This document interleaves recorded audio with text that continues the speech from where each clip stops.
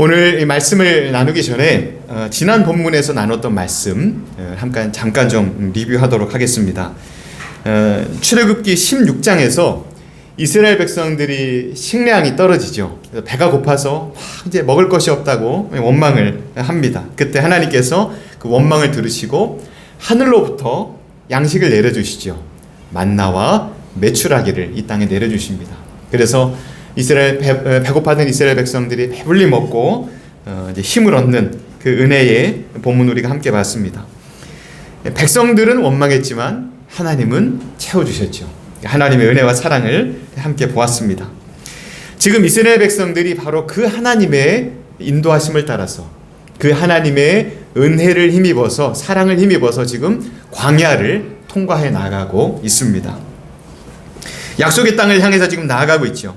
이러한 이스라엘 백성들의 이 여정을, 광야에서의 여정을 우리가 특별히 주목해서 보아야 되는 이유는 이들의 모든 여정이 우리 인생과도 같기 때문입니다. 광야 같은 이 세상, 약속의 땅을 향하여 나아가는 이스라엘 백성들처럼 우리도 저 영원한 하나님의 나라, 아름다운 나라, 약속의 땅을 향해서 광야 같은 거친 이 세상을 우리 모두도 지나가고 있지요.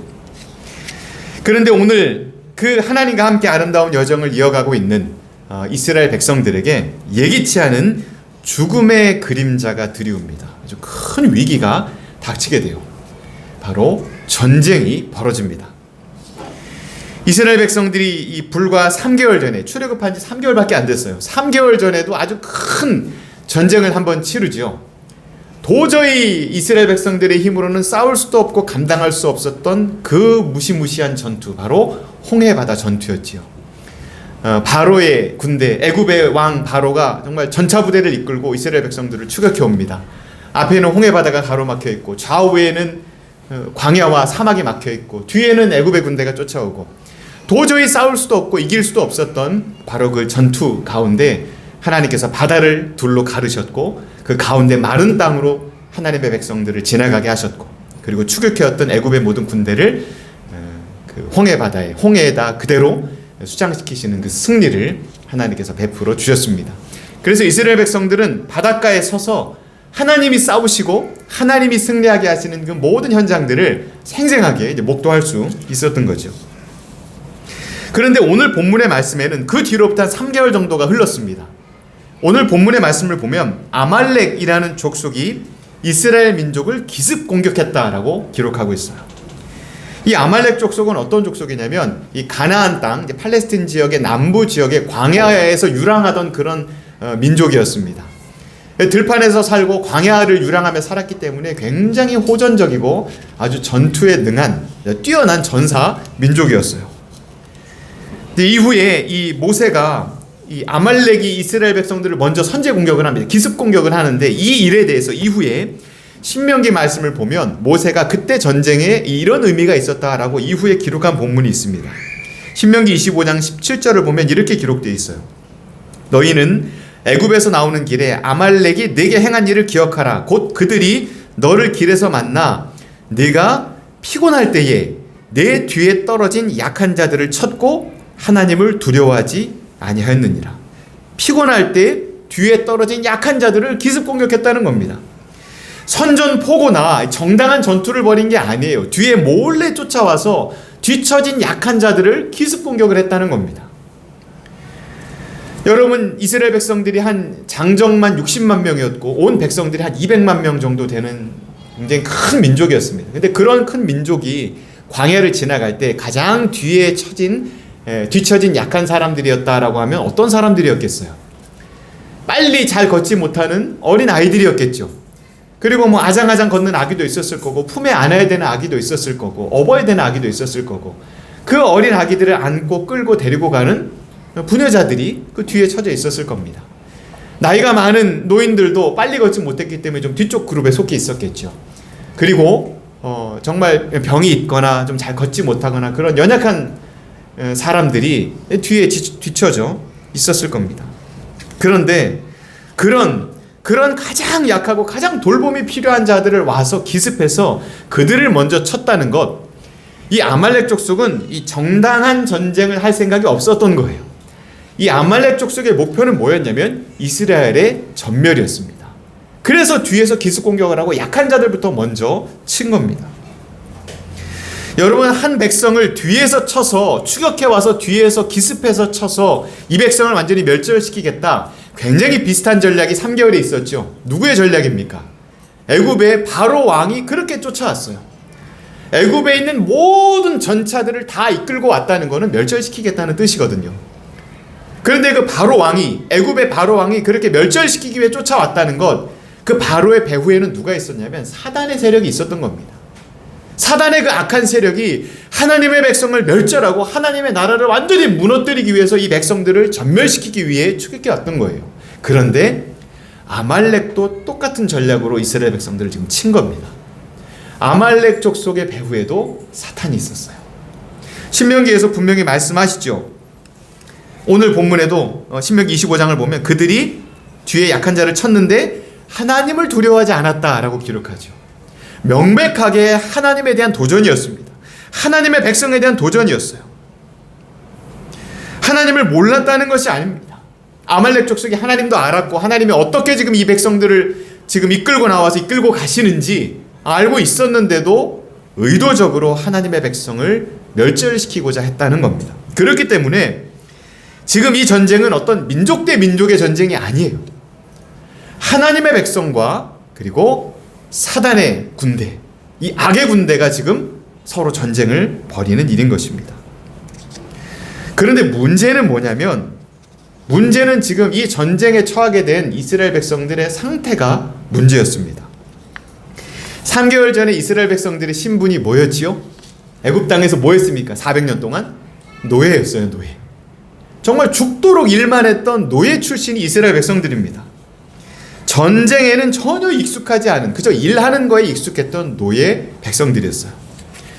그들의 신분에 문제가 있었습니다. 그리고 더 문제가 됐던 것은 그들의 영적인 상태가 굉장히 문제였어요.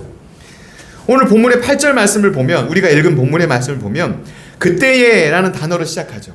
이 그때는 아말렉의 습격을 받은 그때이고, 습격받은 그때 이스라엘 백성들이 어떤 상황이었는가를 말씀하는 겁니다. 이때 아말렉의 습격을 당하는 그때가 언제일까요? 오늘 신명기 25장 말씀에도 그들이 피곤했을 때였다라고 기록하고 있죠. 히브리어 원문을 보면 육체적으로도 힘들고 굉장히 영적으로도 지쳤을 때다. 그래서 모든 힘과 기운과 진이 다 빠졌던 때였다라는 뜻이에요. 한마디로 이스라엘 백성들이 영적으로나 육체적으로 굉장히 피곤해 있을 때 기습 공격을 받았다는 뜻입니다. 왜 그렇게 기운이 빠지고 지쳐 있었을까요? 무슨 일이 있어서 그렇게 힘이 다 빠지고 진이 빠진 상태, 피곤한 상태가 됐을까요? 바로 직전에 7절에 그 이유가 기록되어 있습니다. 7절 말씀을 보시기 바랍니다. 그가 그곳 이름을 마사 또는 무리바라 불렀으니 이는 이스라엘 자손이 다투었으며 또는 그들이 여호와를 시험하여 이르기를 여호와께서 우리 중에 계신가 안 계신가 하였음이었더라. 이스라엘 백성들은 다투느라고 피곤했어요. 누구랑 다퉜냐면 뭐 적들과 싸우고 이런 싸움이 아니라 모세하고 싸웠어요. 그냥 싸운 정도가 아니었습니다. 모세를 돌로 쳐서 정말로 죽이려고 했어요. 왜 그렇게 했습니까? 배가 고프다고. 만나를 내려주시는 그 하나님의 은혜를 잊기 전에 배가 고프다고, 내가 먹을 것이 없다고 그냥 모세를, 우리를 죽이려고 여기 데리고 왔냐 하면서 모세와 아주 다투면서 그를 죽이려고까지 했습니다. 근데 모세와만 다툰 것이 아니라 여기 보면 하나님을 시험했다고 기록하죠. 여호와를 시험하고 여호와를 원망하고 하나님을 시험했다는 것입니다. 모세와 싸우고 하나님을 시험하고 하나님을 원망하더라고 지금 이스라엘 백성들이 진이 다 빠져나간 거예요. 그때, 바로 그때 모세와 싸우고 다투고 그를 죽이려고 하고 위협하고 하나님을 시험하고 하나님을 원망하던 바로 그때 아말렉이 틈을 타 공격해 왔다는 겁니다. 지난 사실 3개월의 광야 여정 동안에 이스라엘 백성들은 하나님을 끊임없이 원망했어요. 계속 원망했습니다. 홍해바다 앞에서는 우리가 죽게 생겼다 그렇게 원망했죠. 물이 없어서 목마르다고 원망을 합니다. 물이 써서 못 먹겠다고 원망을 해요. 배가 고프다고 원망을 합니다. 그리고 오늘 17장 전반부에는 우리가 이제 또 물이 없어서 목마르게 되었다 하면서 또 하나님 원망하고 심지어 하나님을 시험하는 지경까지 이르게 돼요. 근데 여기 그 시험하는 말이 뭐라고 기록되어 있습니까? 여호와께서 우리 중에 계신가 안 계신가 시험했다는 겁니다. 여러분 정말 이 말은 이런 말이에요. 그래? 하나님이 살아계시다고? 글쎄 하나님이 진짜 살아계신지 안 계신지 어디 한번 시험해보자, 이런 말이에요. 정말 이스라엘 백성들이 하나님의 백성이 맞는가 싶을 정도로 너무너무 불신앙적인 말이고 너무 무례하고 악하고 어찌 보면 정말 하나님을 모독하는 것과 같은 그런 말입니다. 하나님이 살아계시다고? 글쎄 진짜 살아계신지 안 계신지 우리 한번 시험해보자, 이런 말입니다. 너무나 악한 말이에요. 여러분 이것이 지금 이스라엘 백성들의 영적인 상태였습니다. 근데 그렇게 하나님을 시험하고 원망했는데도 하나님은 27장 전반부를 보면 그래도 또 물을 주세요. 반석에서 막 물이 솟아나와서 그들의 목마름을 채워주십니다. 이때가 바로 그때예요.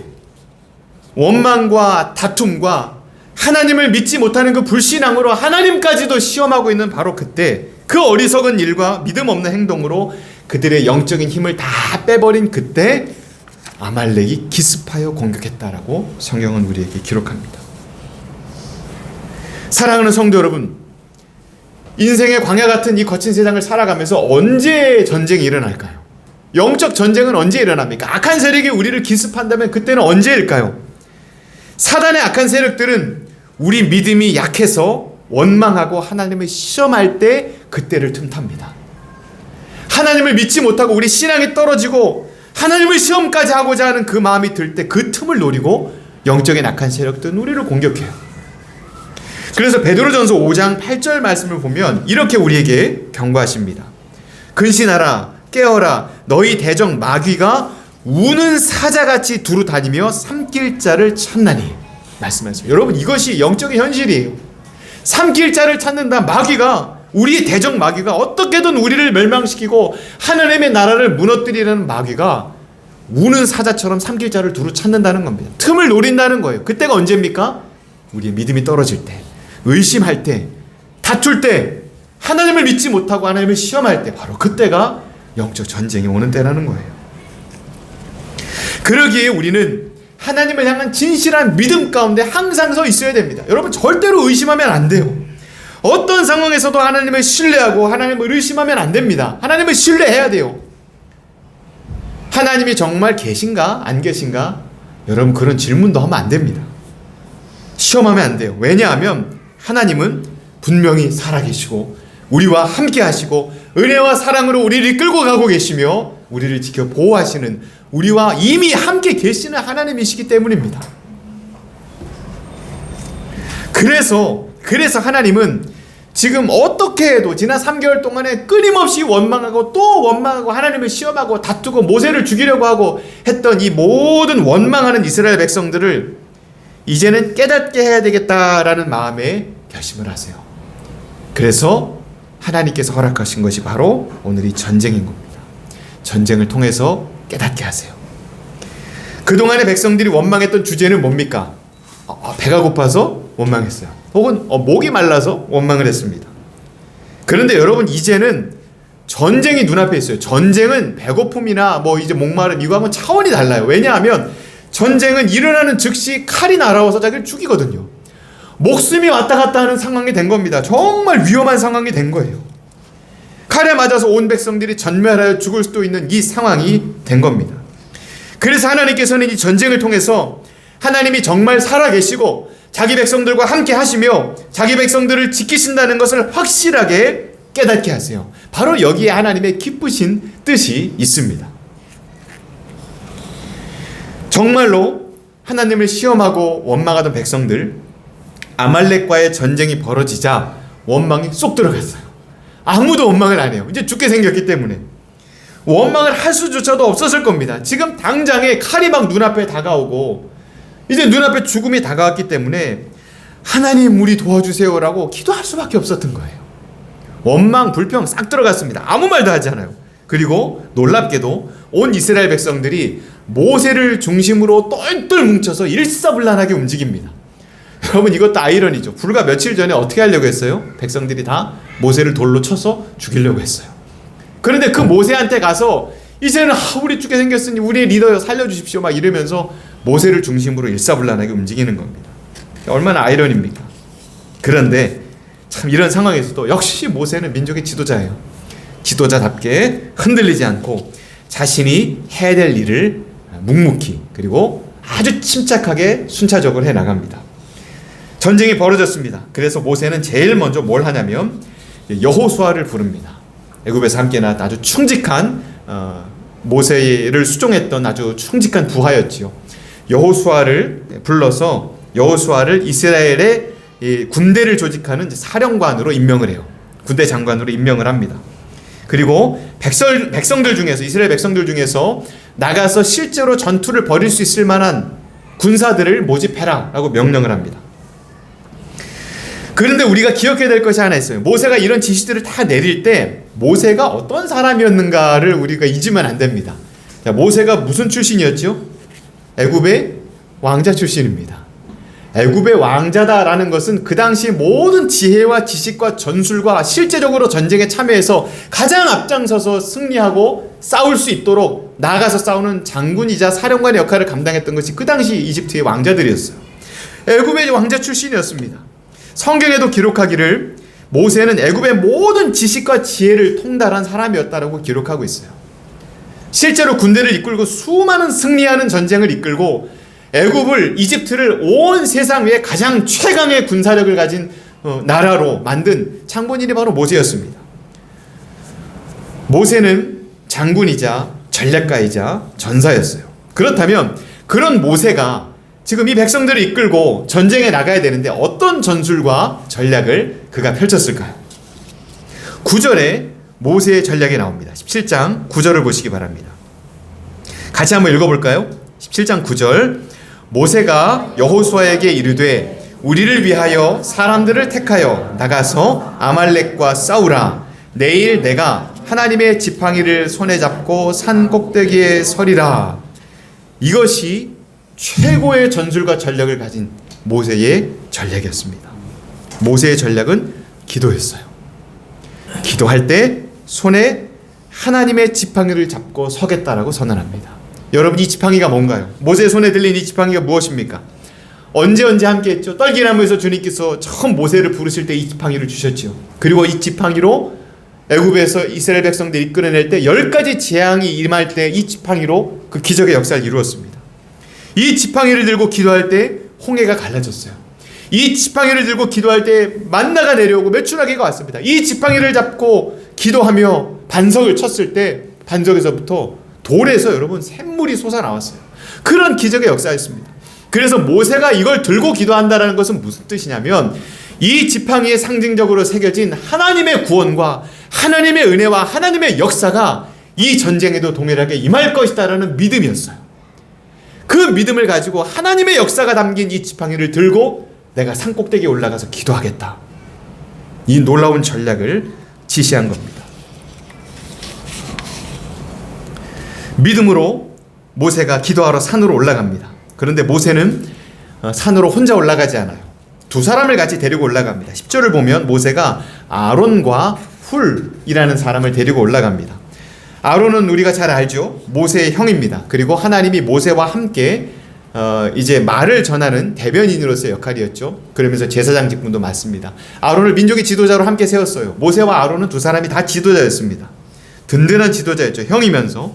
훌은 누구냐면 모세에게 누이가 한 명 있죠. 그 누이 이름이 뭡니까? 미리암이죠. 미리암의 남편이 훌이에요.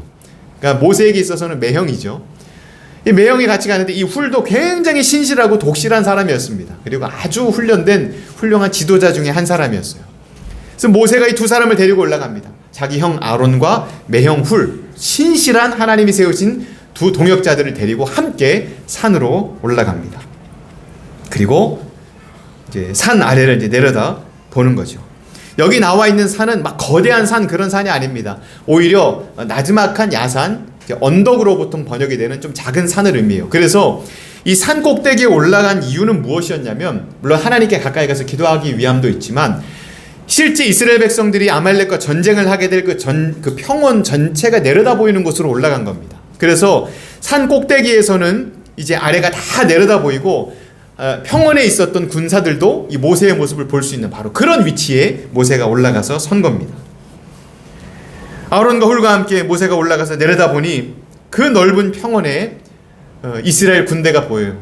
가장 앞에 여호수아가 있고 이스라엘 군대가 평원의 이쪽에 있고 반대편에는 아말렉의 군대가 진을 치고 있습니다. 날카로운 무기들로 최정예의 광야의 전사들로 구성된 아말렉의 군대가 평야 저편에 있고 이쪽에 이제 이스라엘 백성들의 군대가 서로 마주보고 이제 대치하고 있는 겁니다. 얼마나 긴장이 막 감돌았겠어요.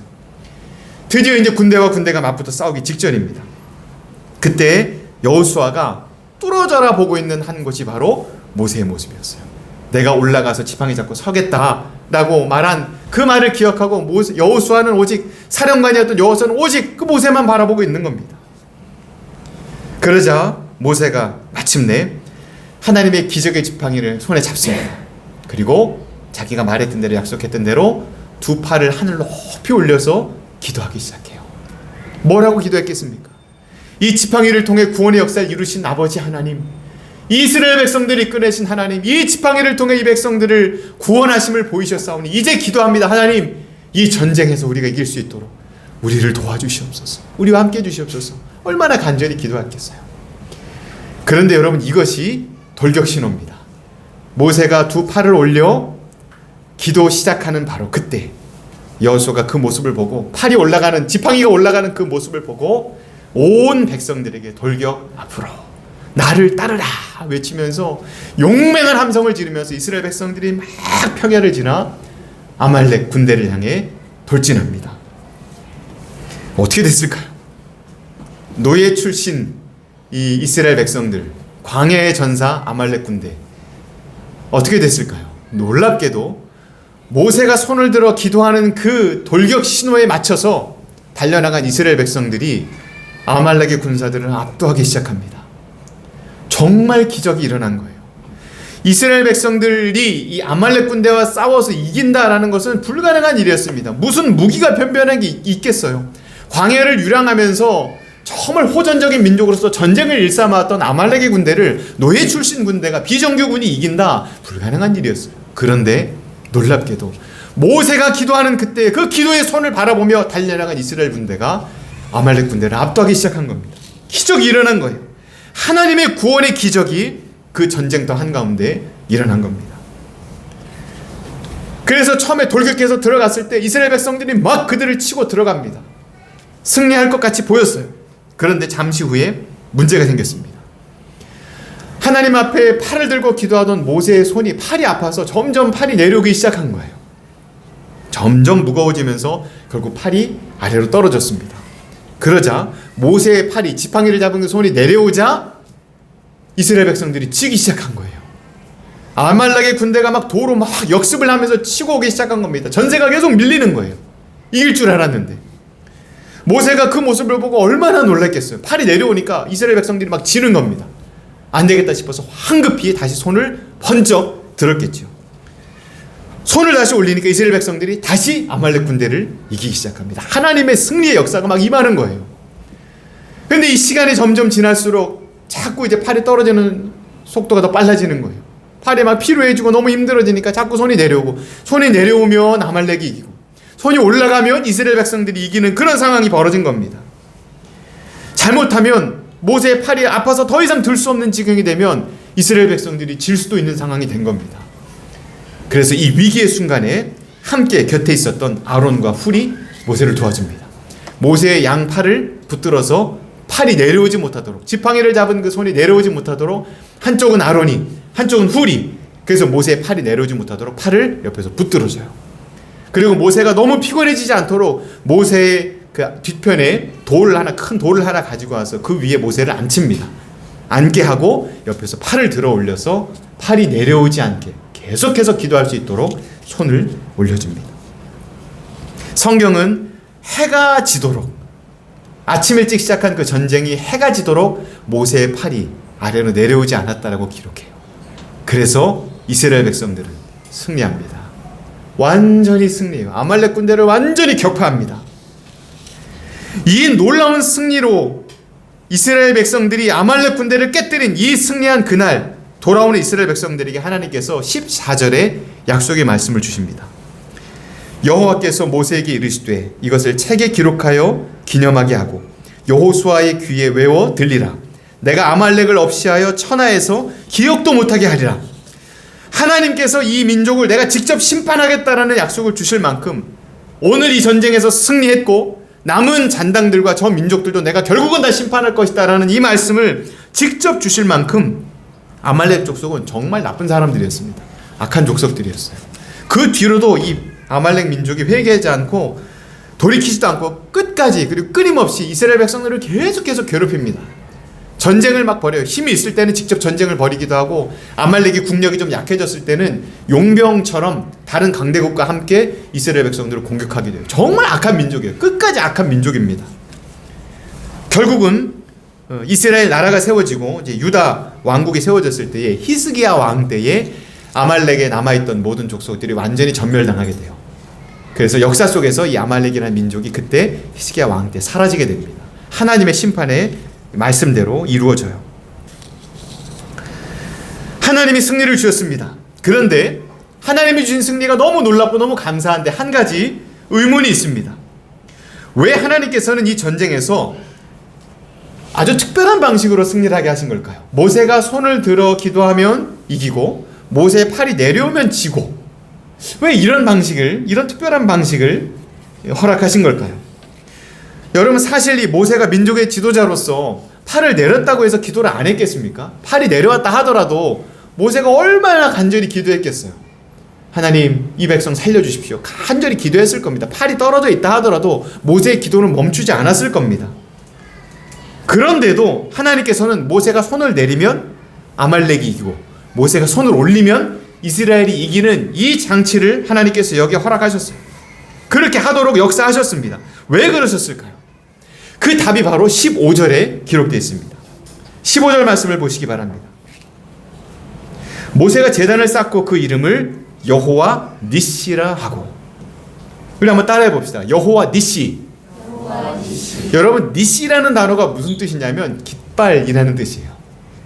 그래서 여호와 니시라는 것은 여호와는 나의 깃발, 우리의 깃발이다라는 뜻입니다. 이것이 무슨 말이냐면 그 당시 고대에 애굽의 군대도 그러했고 고대의 모든 군대들은 어떠했냐면 항상 깃발을 들고 나갔는데 그 깃발에 신의 이름과 신의 형상을 새겼어요. 그래서 바로의 수많은 이제 부대 편제들이 있었는데 그 부대들이 각각 신들의 이름을 따서 신의 이름으로 부대명을 정했습니다. 항상 신의 이름으로 나가서 싸우고 신의 형상을 담은 깃발을 들고 나가서 그 깃발을 따라가면서 자신들의 신들이 도와줄 거라고 믿고 그렇게 전쟁을 그 당시에는 벌였어요. 전쟁에 깃발을 들고 나간다라고 할 때에 그 깃발은 반드시 높이 올려져 있어야만 해요. 반드시 올라가 있어야만 합니다. 왜냐하면 전쟁의 깃발이 높이 올라갔다는 건 무슨 신호입니까? 전진의 신호예요. 돌격의 신호입니다. 그리고 승리의 신호예요. 그런데 깃발이 땅에 떨어졌다, 내려왔다라는 건 뭘 의미합니까? 후퇴하든지 패배든지. 그래서 전쟁의 깃발은 반드시 올라가 있어야 됩니다. 반드시 세워져요. 그래서 전쟁의 깃발을 들고 나가는 기수가 자기 목숨을 걸고서라도 가장 최전방에 제일 치열한 곳이라 하더라도 최전방의 선두에 서서 이 깃발을 목숨을 걸고 사수하면서 끝까지 군사들이 이것을 보고 갈 수 있도록 들어 올리는 이유가 여기 있는 것이죠. 전쟁의 깃발은 반드시 가장 높은 곳에서 휘날려야 합니다. 그런데 지금 이스라엘 백성들에게 하나님의 깃발을 상징하는 그것이 지금 올라왔다는 거예요. 그게 뭡니까? 모세가 지팡이를 잡고 든 손이에요. 팔입니다. 그것이 바로 여호와 니시, 하나님의 깃발을 상징하는 겁니다. 그렇기 때문에 모세가 지금 이 지팡이를 잡은 하나님의 언약과 기적의 약속이 있는 지팡이를 잡고 하늘 높이 그 팔을 올려들었다, 모세의 손이 올라가 있다라는 것은 무슨 뜻이냐면 여호와 니시의 깃발이 올라가서 지금 하나님께서 여기 계시고 하나님께서 이 전쟁을 돕고 계시고 하나님께서 승리로 이끌고 계신다라는 사인이었어요. 올라가 있어야만 했습니다. 그리고 모세가 내려오지 않고 계속해서 쉬지 않고 이 손을 들고 기도했다라는 것은 무엇이냐면 하나님께서 이 전쟁의 내내 모든 순간순간에 이김을 주시고 마침내 승리에 이를 때까지 끝까지 함께 하신다라는 상징적인 깃발이었어요. 그래서 모세는 반드시 손을 들고 있어야만 했던 것입니다. 그러기에 전장에 나가 있는 모든 군사들이 그들의 눈앞에 우리 전쟁에, 우리 이 부대에, 이 나라, 이 민족의 깃발이 높이 올려진 것을 보며 힘을 얻고 달려나가 싸우는 것처럼 이스라엘 백성들은 모세의 올라간 손을 보면서 싸웠어야만 했어요. 모세의 손이 올라갔을 때 분명히 그 아말렉 족속들을 이기고 승리하는 것처럼 하나님께서 이 전쟁에 함께 하셔서 자신들을 위해 싸우신다는 것을 알 수 있었습니다. 힘으로도 무기로도 전략으로도 절대적인 열세에 있었지만 모세의 손이 올라가 있는 동안 하나님의 승리가 우리 가운데 임한다는 이 믿음을 가지고 하나님의 도우심과 역사하심으로 그들은 승리할 수 있었던 겁니다. 모세의 손이 올라가면 아말렉이 지고 모세의 손이 내려가면 아말렉이 이기고 자신들이 진다는 것, 여러분 전쟁터에 나가 있는 그 누구도 부인할 수 없는 분명한 증거를 하나님이 이 전쟁 가운데 함께 하시며 하나님이 이기게 하신다라는 분명한 증거가 바로 모세의 손이 올라가 있는 것이었습니다. 여러분이 아말렉 전쟁 바로 직전에 그때예라고 오늘 같이 봤죠. 그때 이스라엘 백성들이 뭐 했어요? 원망했습니다. 다퉜습니다.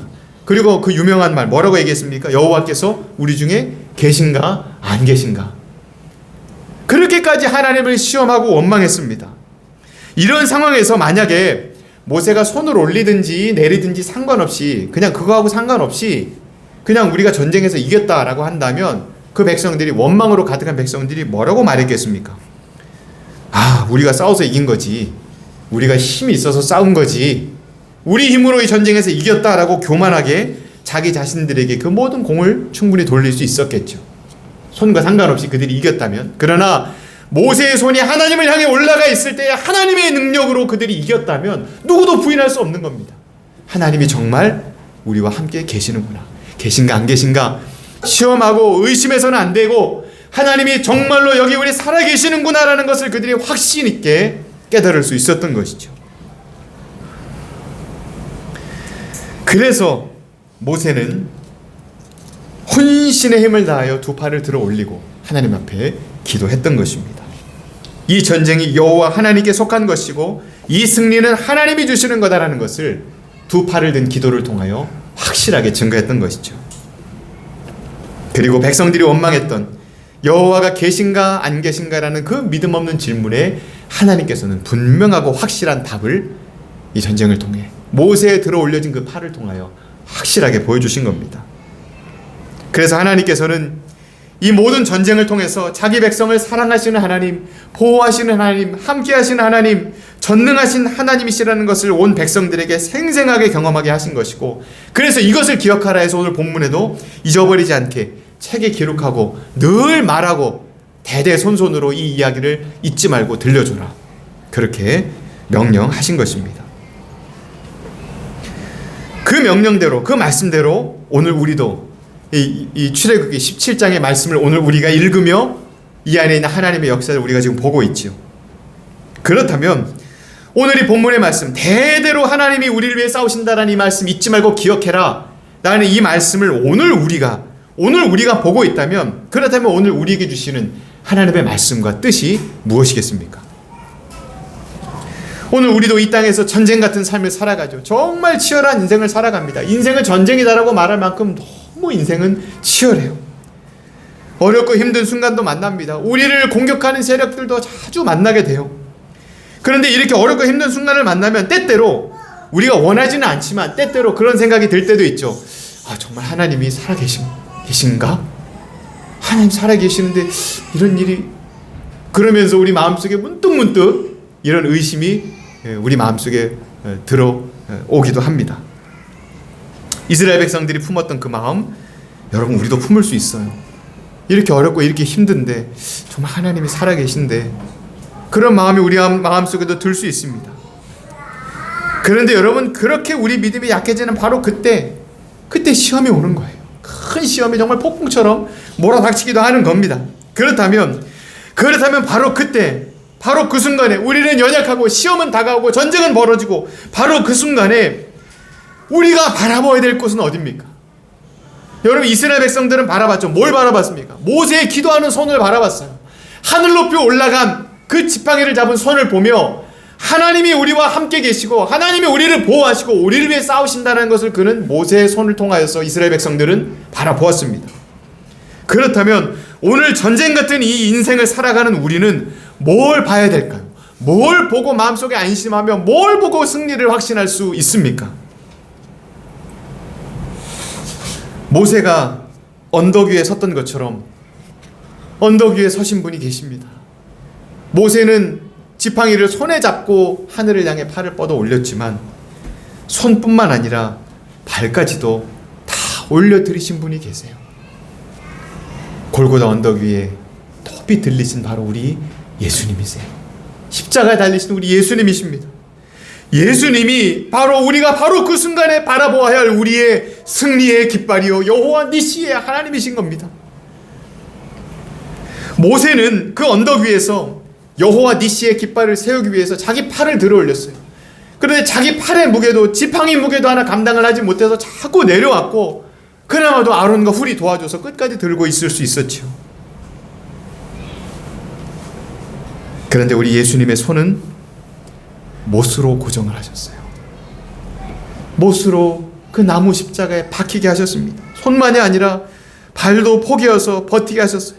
꼼짝하지 못하도록 팔을 벌리신 채로 하늘을 향한 채로 그 골고다 언덕 위에 가장 높은 곳에 모세보다 더 높이 우리 예수님이 십자가 나무 십자가 위에 손과 발에 못이 박히셔서 매어 달리셨습니다. 그 높은 곳에 세상의 모든 만민이 누구라도 바라볼 수 있도록 가장 높은 곳에 매달리셨어요. 여러분, 이것이 뭘 의미합니까? 우리 주님께서 말씀하십니다. 예수님께서 오늘 우리에게 말씀하시는 거예요. 나는 너희의 깃발이다. 나는 니시다. 나는 너희의 승리이며 영광이며 승리와 영광의 깃발이다. 내가 너와 함께하리라. 반드시 너희에게 승리를 주리라. 나를 바라보고 나를 의지하는 너희들에게 내가 승리를 주리라 말씀하시는 우리를 향하신 예수님의 은혜와 예수님의 사랑이 바로 십자가 위에 달리신 예수님, 여호와 니시와 우리의 깃발이 되시는 예수님이신 겁니다. 우리 예수님의 십자가를 바라볼 때 주께서 우리에게 말씀하시는 겁니다. 내가 너의 승리이고 내가 너의 깃발이며 내가 너와 함께하며 너와 함께 싸우고 있으니 걱정하지 말고 두려워하지 말고 이 전쟁에 나아가라. 두려워하지 말고 믿음으로 나아가 싸워라. 우리 예수님께서 우리에게 말씀하시는 겁니다. 참으로 우리 예수님은 십자가 위에서 우리를 가장 두렵게 하고 가장 무너뜨리려 하는 죄와 사망의 모든 권세를 완전히 깨뜨리시고 이기셨어요. 이기셨습니다. 십자가 위에서 이기신 그 승리를 예수님께서는 부활하심으로 우리 온 성도들에게 믿는 우리에게 승리를 이미 주신 것이죠. 그러므로 사랑하는 성도 여러분, 오늘 인생의 치열한 전쟁을 만날 때에 예수 그리스도를 바라보시기를 주님의 이름으로 축원합니다.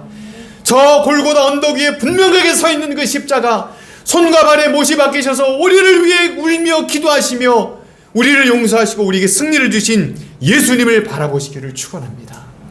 예수님이 우리의 승리의 깃발이세요.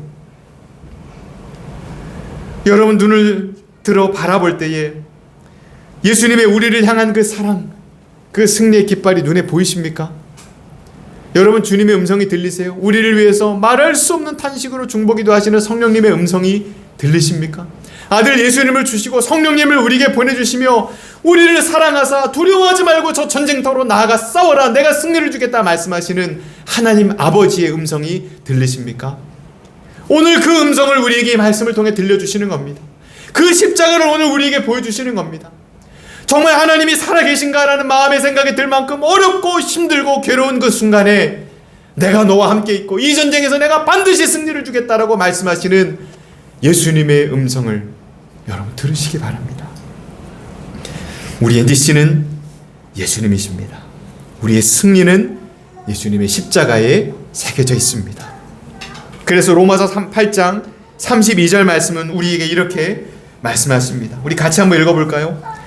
자기 아들을 아끼지 아니하시고 우리 모든 사람을 위하여 내주시니가 어찌 그 아들과 함께 모든 것을 우리에게 주시지 아니하겠느냐. 모든 것을 우리에게 주신다라는 그 모든 것 안에 우리 전쟁의 치열한 전쟁의 승리도 주신다는 거예요. 사랑하는 창경가족 여러분, 성도 여러분, 우리의 삶에서 전쟁과 같은 치열한 상황이 다가올 때 여러분 두려워하지 마시기 바랍니다. 치열한 삶의 현장에 맞이하게 될 때, 적들을 맞이하게 될 때, 대적들을 맞이하게 될 때 여러분 두려워하지 마시기 바랍니다.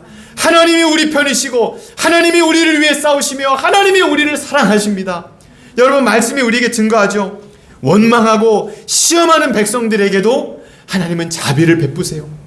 하나님을 향하여 그 정말 불의한 죄를 짓는 그 죄인들도 하나님은 사랑하시고 용서하세요. 그렇다면 그런 백성들도 하나님께서 전쟁에서 승리하게 하신다면, 사랑하는 성도 여러분, 하나님 도와달라고 하나님이 우리의 승리시라고 붙잡고 나아가는 하나님의 백성들을 어찌 지켜주지 않으시겠습니까?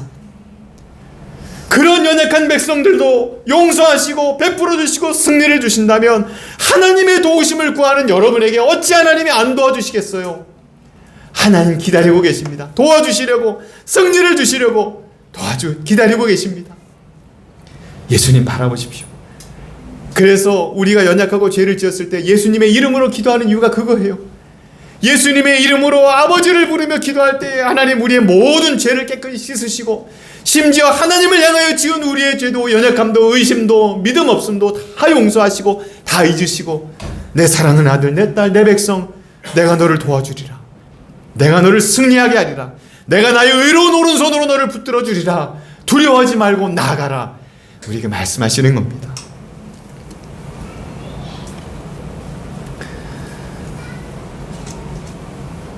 하나님께서 우리와 함께 싸우십니다.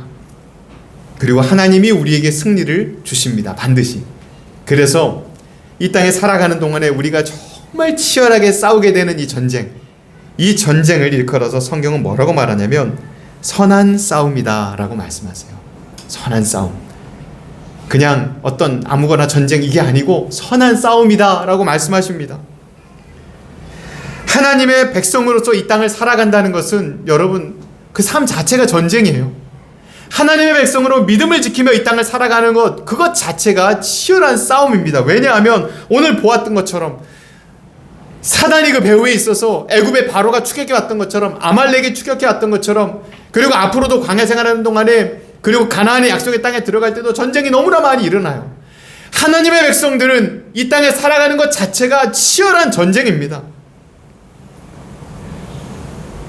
그래서 디모데전서 6장 12절에서 우리에게 이렇게 말씀하십니다. 6장 12절 우리에게 말씀하십니다. 믿음의 선한 싸움을 싸우라. 영생을 취하라. 이를 위하여 내가 부르심을 받았고 많은 증인 앞에서 선한 증언을 하였도다. 믿음의 선한 싸움을 싸우라. 이 디모데전서 말씀, 정말 이방인들 수많은 우상 숭배와 수많은 죄악들과 수많은 타락한 문화 속에 세워진 그 교회에게 주신 말씀이에요. 그 교회 지도자에게 주신 말씀입니다. 너무나 많은 도전이 있고 너무나 많은 치열한 전쟁이 있는 그 가운데서 너희가 싸우는 그 치열한 싸움, 어떻게든지 그 가운데서 너희 믿음을 지키려는 그 싸움, 그것은 선한 싸움이다 말씀하십니다. 그래서 디모데후서 4장 7절에 사도 바울은 이렇게 고백하는 겁니다. 그의 인생을 쭉 마치고 하나님 나라 들어가기 직전에 이렇게 고백합니다. 나는 선한 싸움을 싸우고 나의 달려갈 길을 마치고 믿음을 지켰다라고 고백합니다. 여러분, 선한 싸움이란 도대체 무엇입니까? 선한 싸움, 그러면 여러분 무슨 생각이 드세요?